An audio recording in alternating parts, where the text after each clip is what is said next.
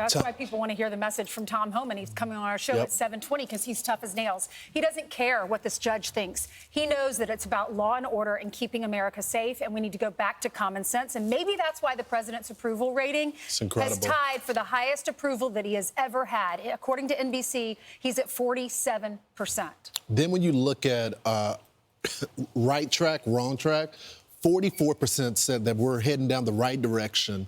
54%. That's the highest in 20 years. And that's the part that people miss with this, because like I said, you look at it at the poll at its face value, you say 44%. That's really not that high. But in 20 years, that's the highest it's been. Yeah, and by the way, in November, they asked the same question.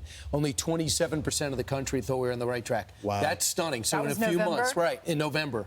So not everybody voted for Trump, but he got the popular vote when every battleground state. So they're kind of getting exactly what they wanted. Now, this is 7 points higher than he got at this point in 2017 after he won. So that's pretty good. Now, here's the stunning news for the Democrats. Yeah, it's not looking so good, Ainsley, right? They have a problem. The party has a problem because when you ask these voters, according to NBC, do you have a favorability? What is your favorability of how positive do you think the Democratic Party is? And it's a record low share of voters view the Democratic Party as positive. 27%, that's it. Say it's positive or somewhat positive. 55% say negative. Somewhat negative. Then when you go to CNN, and I mean, this is a new low. Back in January, it was at 49% when it comes to the view of the 2021. That's right, of the Democratic Party. That's now in March 2025, it's at 29%. This is another record low polling for the Democratic Party. So just take this in. You notice it's not just Republicans who are dissatisfied with Democrats. That's not a big deal, but that's Democrats dissatisfied with Democrats.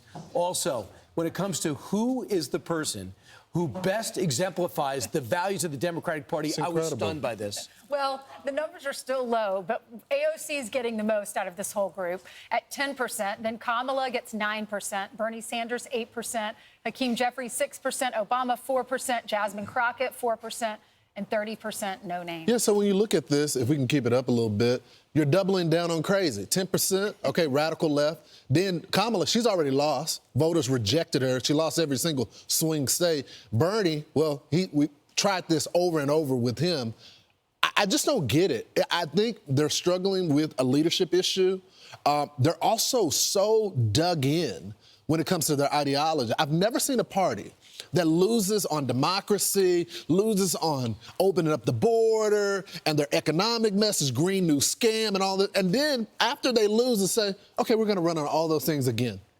I don't get it, but it's their party. Well, put it this way. I just know, and this, you would have a better sense, too.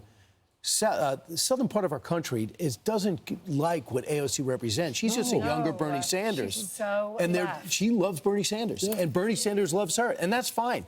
But America doesn't want a socialist, I don't think. But over the weekend, I did hear a long interview with Governor Shapiro, and then you see what Newsom's doing, whether you buy it or not, with his podcast. I think there's some people, like Rahm Emanuel, they understand that it is going to be center-left is the future of their party. They're just not showing up in these Democratic polls. I just also think that the party doesn't want those people, though. I mean, look at Gavin Newsom. We know that he's a politician. We know that he's only inviting Republicans on for this new podcast because he wants to run for president. But he starts talking about common sense issues. He does apologize for what happened during COVID. He says that he didn't make the right decision when it came to the the men and women's sports. And his party eviscerates him when he talks about that type of stuff. So I don't think there's an appetite for the middle. Right. Well, I think our country is literally divided because you're right. In the South, they can understand how a Shapiro could be elected. He's a moderate Democrat.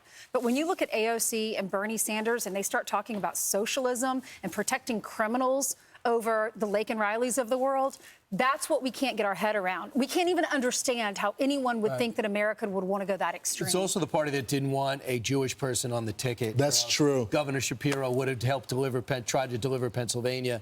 And I'll just say one thing about Governor Newsom. His podcast was #3. It was a great idea. but just know he's still governor. 100%. And he hasn't changed any Nothing. policy. If he was working to fix policy, I would believe something that he said there. To me, he's a Democrat desperate for a message that'll just allow him to win. He wants to win. true. Exactly. I'm Steve Ducey. I'm Brian Kilmeade. And I'm Ainsley Earhart. And click here to subscribe to the Fox News YouTube page to catch our hottest interviews and most compelling analysis.